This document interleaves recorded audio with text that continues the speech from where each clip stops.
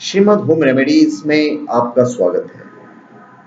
और हम आपको बताएंगे कि दुर्योधन ने क्या चाल चली थी कि उसने पांडवों के मामा शल्य को युद्ध में अपनी तरफ कर लिया था। महाभारत युद्ध निश्चित समझकर कौरव और पांडव दोनों पक्ष ने देश देशांतर के नरेशों के पास सहायता के लिए अपने दूत भेजे। मद्रराज शल्य को भी समाचार मिला।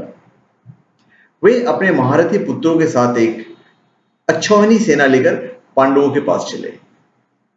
शल्य की बहन माद्री का विवाह पांडु से हुआ था। नकुल और सहदेव उनके सगे भांजा थे।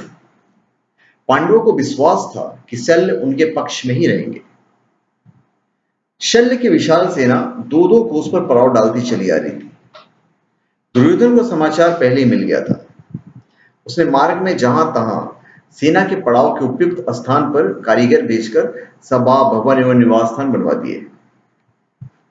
हर पड़ाव पर बेहतर भोजन यह सब की व्यवस्था करवा दी गई थी।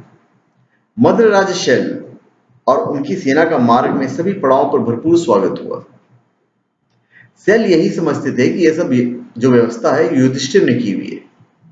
हस्तिनापुर के पास पहुंचने पर विश्राम स्थल उसे देखकर शल्य ने पूछा, युधिष्ठिर के किन कर्मचारियों ने व्यवस्था की है, उन्हें ले आओ, मैं उन्हें पुरस्कार देना चाहता हूं। दुर्योधन स्वयं छिपा हुआ था वहां पे मौजूद था। शल्य की बात सुनकर उन्हें प्रसन्न देकर वह सामने आ गया और हाथ जोड़कर प्रणाम करके बोला, मामा जी, आपको मार्ग में कोई कष्ट तो नहीं हुआ? शल्य चौंके। उन्हें पूछा, दुर्योधन, तुमने व्यवस्था करवाई है? दुर्योधन नम्रतापूर्वक बोला, गुरुजनों की सेवा करना तो छोटों का कर्तव्य है। मुझे सेवा का कुछ अवसर मिल गया, यह मेरा सौभाग्य है। शल्य प्रसन्न हो गया। उन्होंने कहा, अच्छा, तो तुम मुझसे कोई वरदान मांग लो।